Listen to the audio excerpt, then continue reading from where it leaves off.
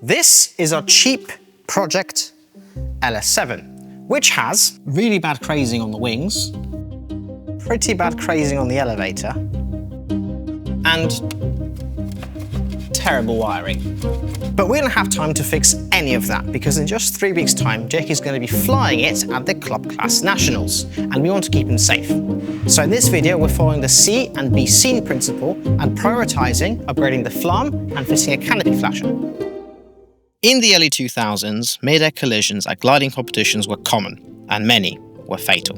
30+ white gliders flying in close proximity, often up near cloud base, is a recipe for disaster. There were also many glider collisions with well-documented obstacles in the Alps. Systems like transponders were available, but lacked the necessary proximity and collision warning algorithms. Then, as GPS technology improved, a Swiss company created FLARM. It calculates your flight path, compares it to the flight path of other FLARM-equipped aircraft, and it warns you if you're on a collision course. This also works with known obstacles. FLARM drastically reduced the number of accidents and has been widely adopted by glider pilots all over the world since. It is so prevalent that in the UK you will struggle to find a glider that doesn't have a FLARM system fitted. Now there's a new kid on the block which has also massively improved the situation, but more on that later. Our LS7 already had FLARM fitted. So why are we changing it? Well, this is a classic FLARM, and classic FLARM under perfect environment conditions is going to have a range of about 3 kilometers. Gliders in the start sector can exceed 100 knots, and at those speeds, 3 kilometers doesn't give you a lot of warning. Modern PowerFLARM devices can achieve 20 kilometers. This also has some other competitive advantages. And then there's the age. These units predate mobile data and Bluetooth. So a modern upgrade provides a whole host of quality of life improvements. In the time it takes this unit to wake up and find GPS, I can have the Power Mouse configured using just my phone. No dongles or laptops required. Upgrading to PowerFLARM is extremely easy. You need access to the back of the instrument panel, which is why we're taking off the canopy, and you need some RJ cables.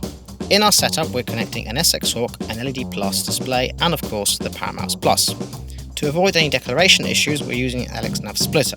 The Power Mouse and SX Hawk go into the RX-TX ports, and the LED Plus goes into the TX-only port, leaving one port for later use. You don't have to connect the FLARM to a Vario. Some Varios can't make use of the data or provide power.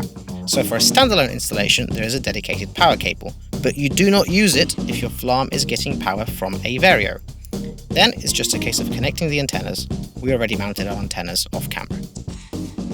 You can see the Power Mouse is flashing, and that's because the SX Hawk is feeding the Power Mouse power, and the Power Mouse is sending all of its FLARM traffic data to its display. You can see there's a little target on the screen there.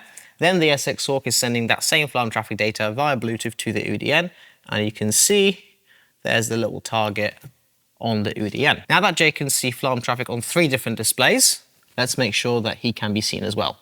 Canopy flashers are the latest conspicuity invention, and they are already a requirement at World Gliding Championships because of how effective they are.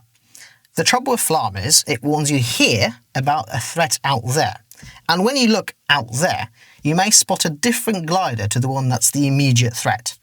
A canopy flasher makes it very apparent where the threat is. I am now removing the instrument combing so that I can put the canopy back on but still have access to the inside of it to install the flasher. Then I begin work on the electricals. We're integrating our Glidewise flasher to our FLARM, which is what that final TX port on the splitter was for. You can get dummy flashers that are just a strobe with an on switch, and if you remove the connection to FLARM, the Glidewise will revert to this basic mode. But connecting it to FLARM allows it to do 2 things. 1, it will detect when it is on the ground and switch off to save you wasting your battery while on the grid. It will switch right back on as soon as you're airborne. 2, it will increase the rate at which it flashes when your FLARM gives you a collision warning. This helps the other pilots spot you. I'll demonstrate this later. The flasher requires its own 12-volt source, which is what you see me wiring in here. And I'm now doing a quick test to make sure all the connections are working.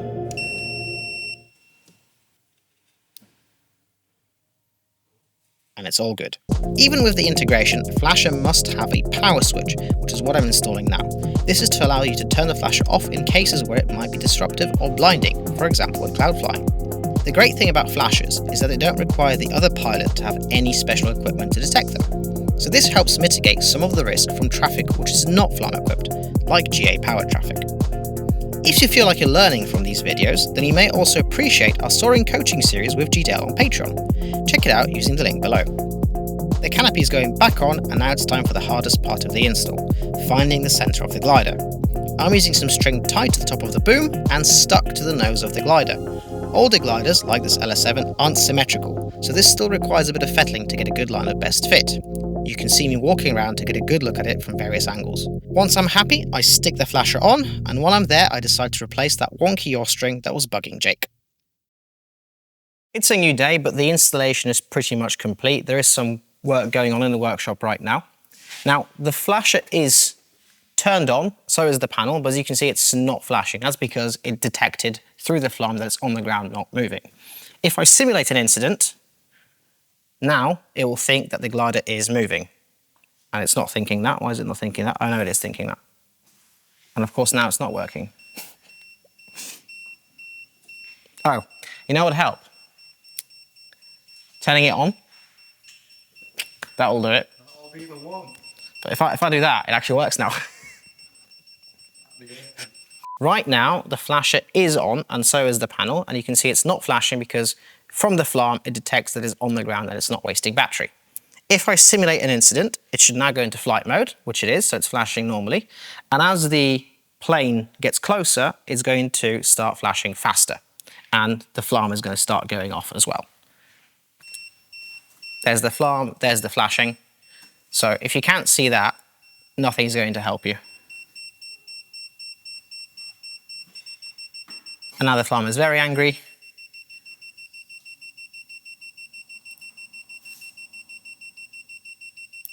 And bang, we've had an incident, so no point flashing anymore. If I was to now disconnect the FLARM, the flasher should go back into dummy mode.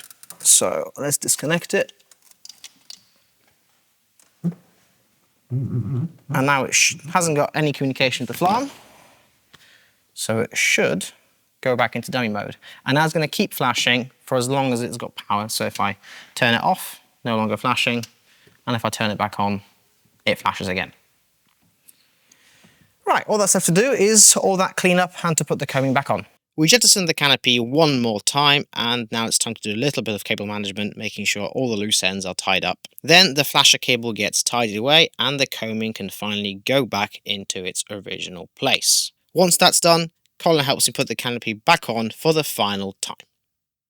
The LS7 is done-ish. It's good enough to fly, it's safe enough to fly, but there's rust, there's terrible paint, the panel is horrible, the wiring still needs a bunch of work. So obviously I've done the flasher and the FLARM today, but there's a bunch of work that's been done off camera as well. And Jake is back, so he can talk about it. We've been busy.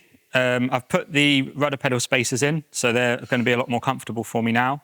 I've adjusted the lap straps so I can actually tighten them all the way and stop me hitting the canopy on the ground roll, which is good. We've installed new battery wires, so I've now got 2 batteries installed in here, which gives me more battery capacity and complete redundancy if one was to fail. We've also cleaned up a lot of the wiring behind the panel, so a lot of the exposed connections we've heat shrunk and sealed them nicely, and a lot of redundant cabling we've pulled out. We also got rid of the speaker. So in running the battery wires, I noticed we had a really old speaker taking up a lot of space in here. And I thought while we had the seat pan out, it made sense to install a new speaker, which we did. And then I realized, oh, I might as well put the Vario speaker in there as well. So we've flush mounted 2 new speakers back here, which is really nice.